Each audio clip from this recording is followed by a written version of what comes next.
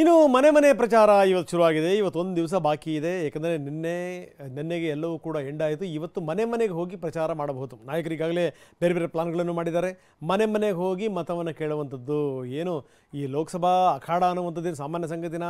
ಇಲ್ಲಿ 12ರಿಂದ 18 ಲಕ್ಷ 20 ಲಕ್ಷ ತನಕ ಮತದಾರರು ಇರ್ತಾರೆ. ಮನೆ ಪ್ರಚಾರ ಇವತ್ತು ಎಷ್ಟಾಗುತ್ತೋ ಅಷ್ಟು ಮನೆ ಪ್ರಚಾರವನ್ನು ಮಾಡ್ತಾರೆ. ಯಾಕಂದರೆ ನಿನ್ನೆ ಬಹಿರಂಗ ಪ್ರಚಾರ ಇಲ್ಲ. ನಿನ್ನೆಗೆ ಎಂಡದು, ನಿನ್ನೆಗೆ ತೆರೆ ಬಿದ್ದಿದೆ ಬಹಿರಂಗ ಪ್ರಚಾರ. ನಿನ್ನೆ ರಾತ್ರಿಯಿಂದ ಅಭ್ಯರ್ಥಿಗಳು ಈಗ ಬೇರೆ ರೀತಿಯ ತಂತ್ರಗಾರಿಕೆ ನಡೀತಾ ಇದ್ದಾರೆ.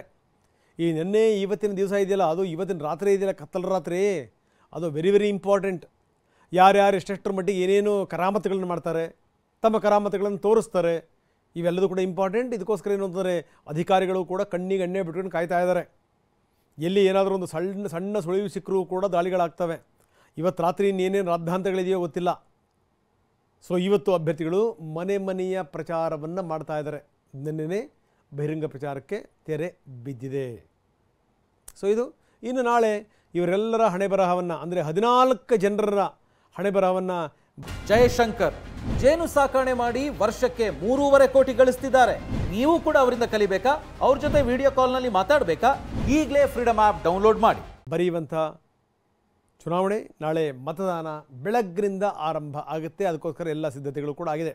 ಈ ದಿವಸ ಇದೆಯಲ್ಲ, ಈ ದಿವಸ ಇಂಪಾರ್ಟೆಂಟ್. ಎಷ್ಟು ಮನೆಗಳನ್ನು ಮುಟ್ತಾರೆ ಅನ್ನುವಂಥದ್ದು ಇದೆಯಲ್ಲ, ಅದನ್ನು ಹೇಳೋಕ್ಕೆ ಸಾಧ್ಯ ಇಲ್ಲ. ಆದರೆ ಎಷ್ಟರ ಮಟ್ಟಿಗೆ ಇವರು ತಂತ್ರಗಾರಿಕೆ ಮನೆಗಳನ್ನು ಮುಟ್ಟುತ್ತೆ ಅನ್ನುವಂಥದ್ದು ಇದೆಯಲ್ಲ, ಹಗಲು ರಾತ್ರಿನಲ್ಲಿ, ಅದು ಬಹಳ ಇಂಪಾರ್ಟೆಂಟ್. ಇವತ್ತು ಅಭ್ಯರ್ಥಿಗಳು ಮನೆ ಪ್ರಚಾರವನ್ನು ಮಾತ್ರ ಮಾಡ್ತಾರೆ. ಜೊತೆಗೆ ಇವತ್ತು ಹಗಲು ಮತ್ತು ರಾತ್ರಿ ವೆರಿ ಇಂಪಾರ್ಟೆಂಟ್. ನಾಳೆ ಬೆಳಗ್ಗೆ ಎದ್ದ ತಕ್ಷಣ ಮತದಾನ.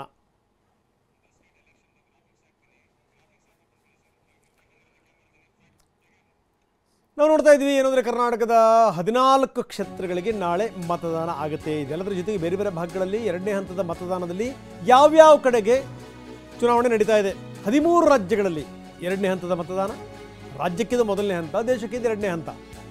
89 ಕ್ಷೇತ್ರಗಳಿಗೆ ಒಟ್ಟು 1206 ಅಭ್ಯರ್ಥಿಗಳು ಕಣದಲ್ಲಿದ್ದಾರೆ. 89 ಕ್ಷೇತ್ರಗಳು. ಈ 89 ಕ್ಷೇತ್ರಗಳ ಅಭ್ಯರ್ಥಿಗಳ ಭವಿಷ್ಯ ನಾಳೆ ತೀರ್ಮಾನ ಆಗುತ್ತೆ. 13 ರಾಜ್ಯಗಳ 89 ಕ್ಷೇತ್ರಗಳಿಗೆ ನಾಳೆ ಮತದಾನ ನಡೆಯುತ್ತೆ. ಏಪ್ರಿಲ್ 19, 21 ರಾಜ್ಯಗಳಲ್ಲಿ 3 ಕೇಂದ್ರಾಡಳಿತ ಪ್ರದೇಶಗಳಲ್ಲಿ ಮೊದಲ ಹಂತದ ಮತದಾನ ಆಗಿತ್ತು.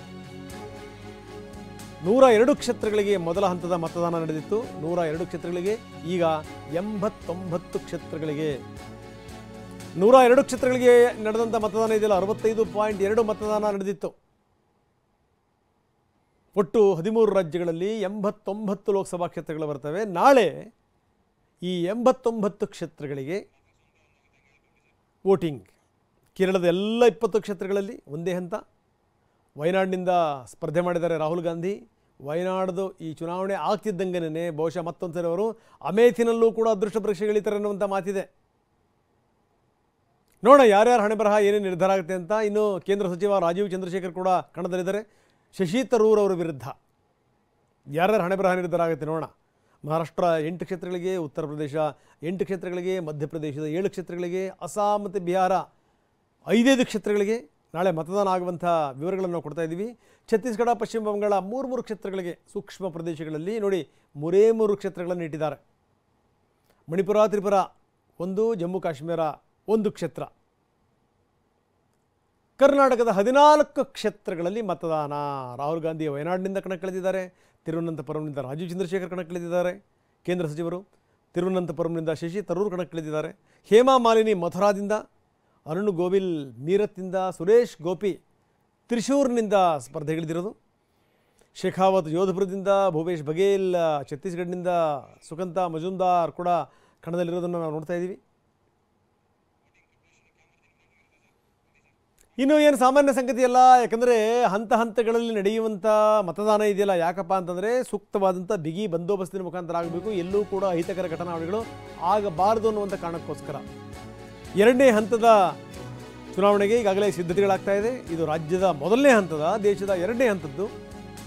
ಇನ್ನು ರಾಜ್ಯದ 14 ಕ್ಷೇತ್ರಗಳಲ್ಲಿ ಯಾವ ರೀತಿ ಇದೆ ಸಿದ್ಧತೆ? ಮಸ್ಟರಿಂಗ್ ಕೇಂದ್ರಗಳಿಂದ ಮತಯಂತ್ರ ವಿತರಣೆ ಆಗುತ್ತೆ.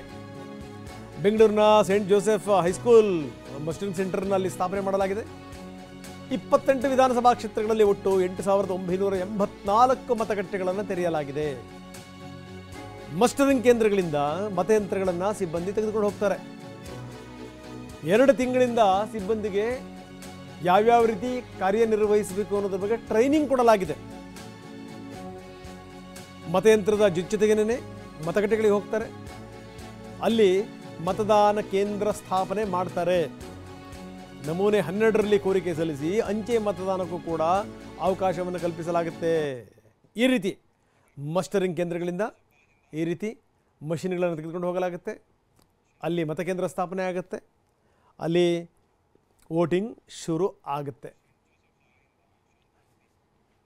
ಬನ್ನಿ, ನಮ್ಮ ಪ್ರತಿನಿಧಿ ಶಾಂತಮೂರ್ತಿ ಈಗ ನಮ್ಮೊಂದಿಗೆ ನೇರ ಸಂಪರ್ಕದಲ್ಲಿದ್ದಾರೆ ಸೇಂಟ್ ಜೋಸೆಫ್ಸ್ ಶಾಲೆಯಿಂದ. ಯಾಕಂದರೆ ಅಲ್ಲಿಂದಲೇ ಅದೇ ಮಸ್ಟರಿಂಗ್ ಕೇಂದ್ರ, ಅಲ್ಲಿಂದಲೇ ಈ ಮತಯಂತ್ರಗಳು ಹೋಗ್ತವೆ. ಅಲ್ಲಿ ಯಾವ್ಯಾವ ರೀತಿ ಸಿದ್ಧತೆಗಳಾಗಿದೆ, ಜೊತೆಗೆ ಯಾವ ರೀತಿ ಬಂದೋಬಸ್ತ್ ಇದೆ, ಯಾವ್ಯಾವ ರೀತಿ ಪ್ರಿಪ್ರೇಷನ್ಗಳಾಗಿದೆ ಶಾಂತಮೂರ್ತಿ?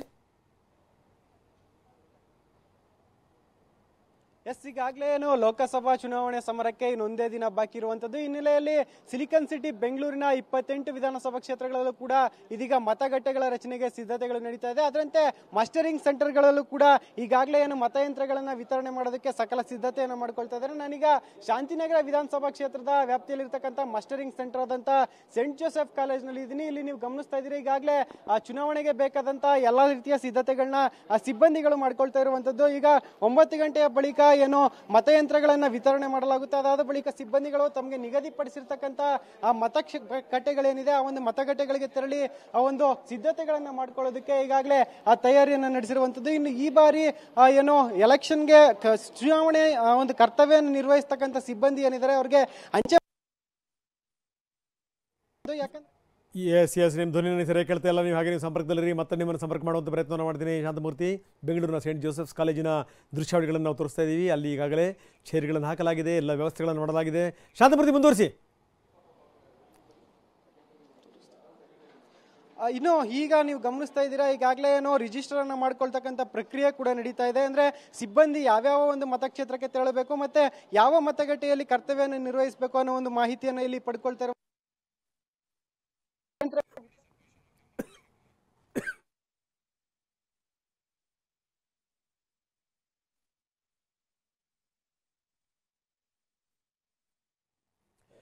ಸೇಂಟ್ ಜೋಸೆಫ್ ಶಾಲೆಯಿಂದ ನೇರ ದೃಶ್ಯಾವಳಿಗಳನ್ನು ನಾವು ತೋರಿಸ್ತಾ ಇದ್ವಿ. ನಮ್ಮ ಪ್ರತಿನಿಧಿ ಸ್ಥಳದಲ್ಲಿದ್ದಾರೆ. ಅದೇ ಮಸ್ಟರಿಂಗ್ ಕೇಂದ್ರ, ಅಲ್ಲೇ ಮತಯಂತ್ರಗಳನ್ನು ಭದ್ರವಾಗಿಡಲಾಗಿದೆ. ಅಲ್ಲಿಂದ ಮತಯಂತ್ರಗಳನ್ನು ವಿತರಿಸಲಾಗುತ್ತೆ.